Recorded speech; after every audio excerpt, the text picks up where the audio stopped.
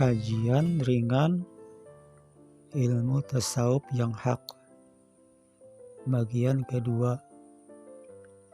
Assalamualaikum warahmatullahi wabarakatuh. Saudaraku seiman, Rasulullah Shallallahu Alaihi Wasallam bersabda, sesungguhnya aku diutus hanya untuk menyempurnakan kemuliaan akhlak.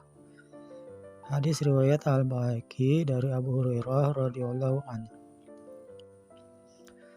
Dari hadis ini kita dapat mengambil kesimpulan bahwa syariat itu sudah ada sejak zaman Nabi Adam alaihissalam sampai Nabi Isa alaihissalam.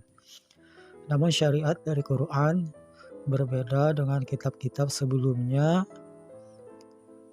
Quran dan hadis itu bukan fokus pada syariat johirnya, tapi yang paling utama pada syariat batinnya, yaitu untuk penyempurnaan akhlak yang mulia. Rasulullah Shallallahu Alaihi Wasallam bersabda, ingatlah dalam tubuh manusia itu ada segumpal daging. Kalau segumpal daging itu baik, maka akan baiklah seluruh tubuhnya. Tetapi bila rusak, niscaya akan rusak pula seluruh tubuhnya. Segumpal daging itu bernama kolbu. Hadis riwayat Bukhari dan Muslim. Jadi, baik tidaknya amal johir tergantung akhlak hatinya.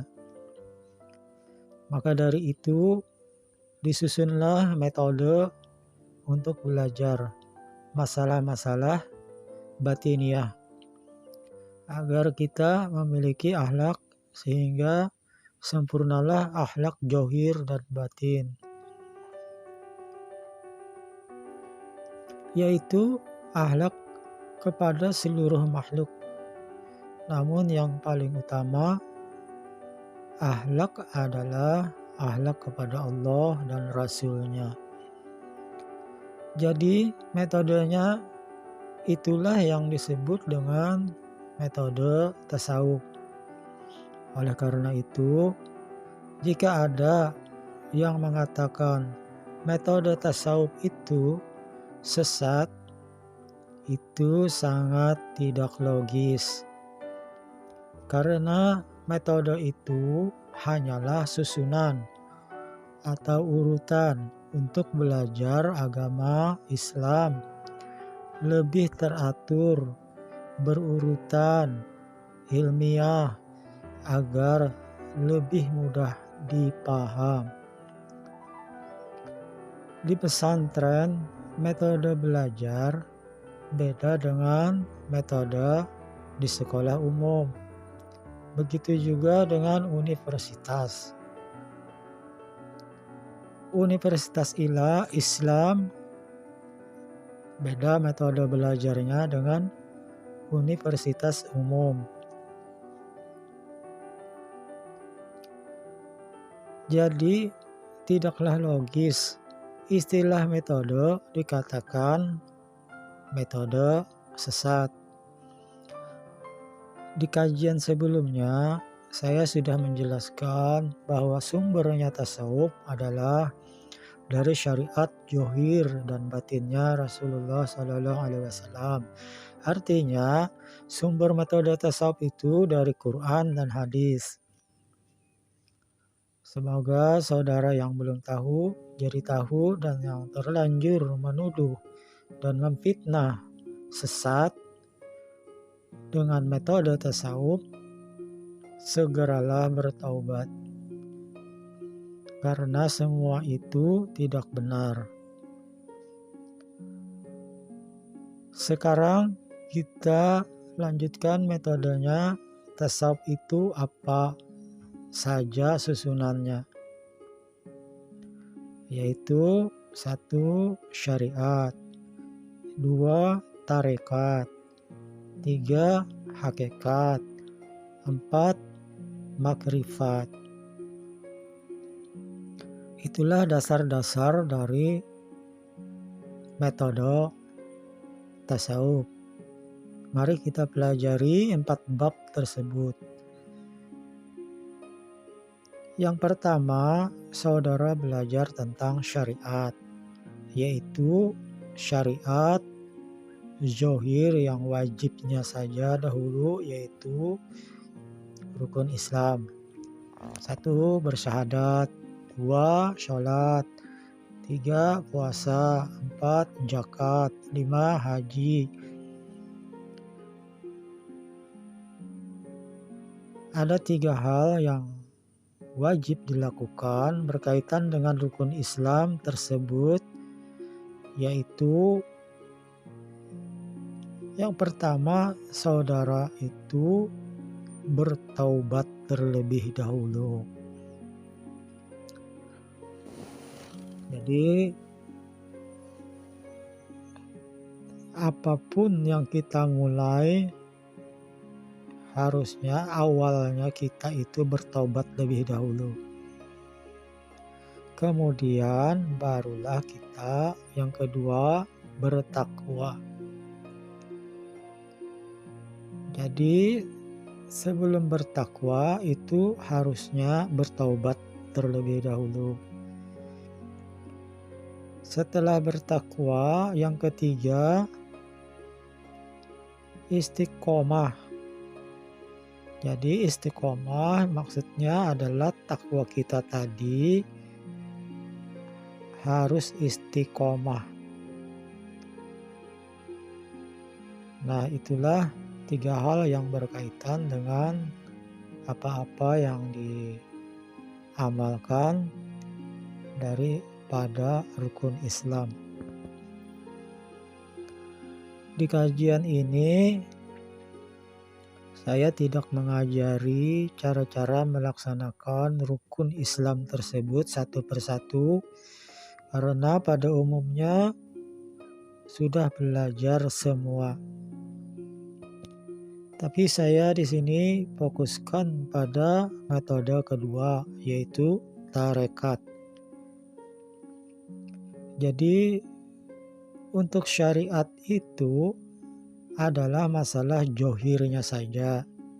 Sedangkan metode selanjutnya dari tasawuf, yaitu tarekat, hakikat, makrifat, semuanya adalah masalah batiniah. Apa yang diajarkan pada bab tarekat ini sebenarnya sangat panjang penjelasannya. Tapi saya akan ringkas saja secara umum biar paham intisarinya. Hasil dari amal tarekat ini akan membuat hati jadi berakhlak mulia.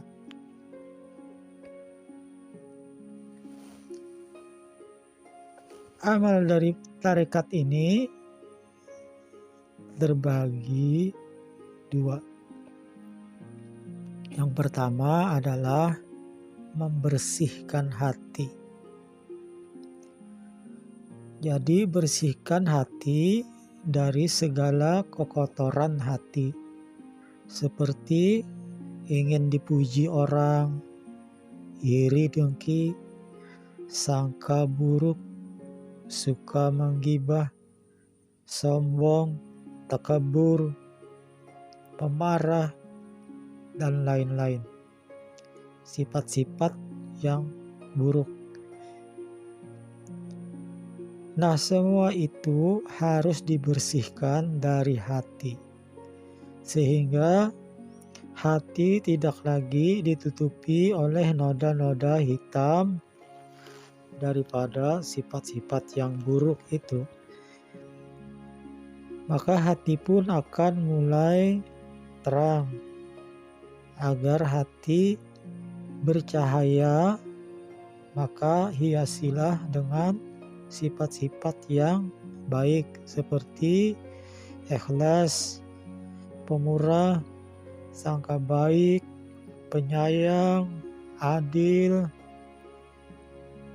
jujur, suka menolong, tidak jolim, dan lain-lain.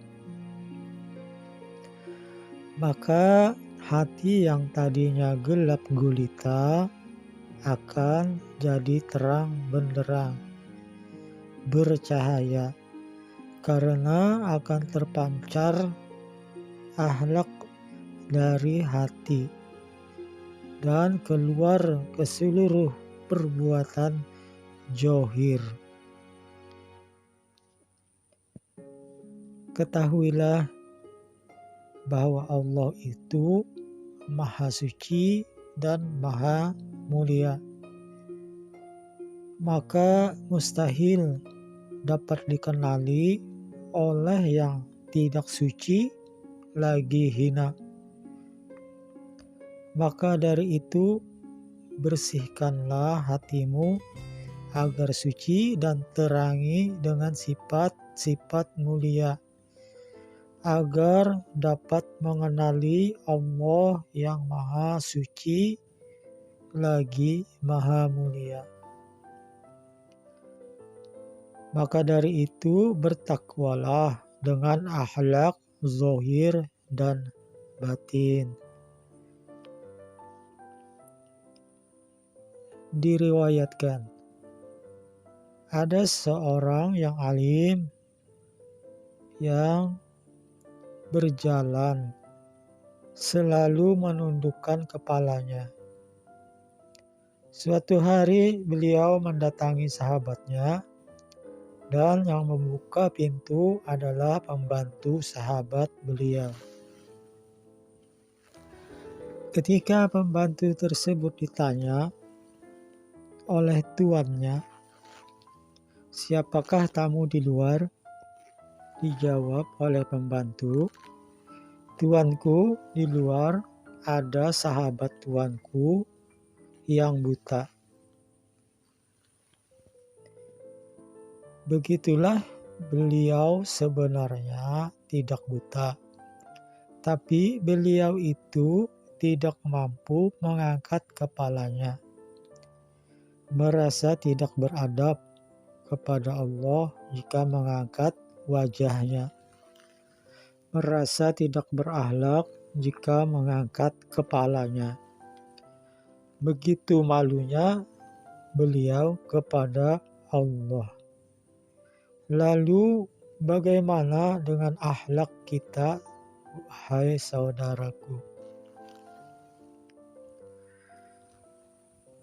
Untuk mengetahui apakah hati kita sudah bersih dan sudah terisi sifat-sifat mulia, dan hati sudah menjadi lembut, itu ada cirinya, yaitu hati kita itu mudah sekali menangis, mata kita mudah mengeluarkan air mata, dan selalu memandang umat Islam itu dengan kasih sayang. Begitu juga terpancarlah kasih sayang kepada makhluk yang ada di bumi dan di langit. Akhir kalam, tidak ada jalan atau metode sebaik metode dari metode tasawuf dalam belajar agama Islam, agar kita selamat dunia akhirat. Begitulah kata ulama sufi. Silakan saudara menilainya sendiri. Video berikutnya adalah bab hakikat. Wassalamualaikum warahmatullahi wabarakatuh.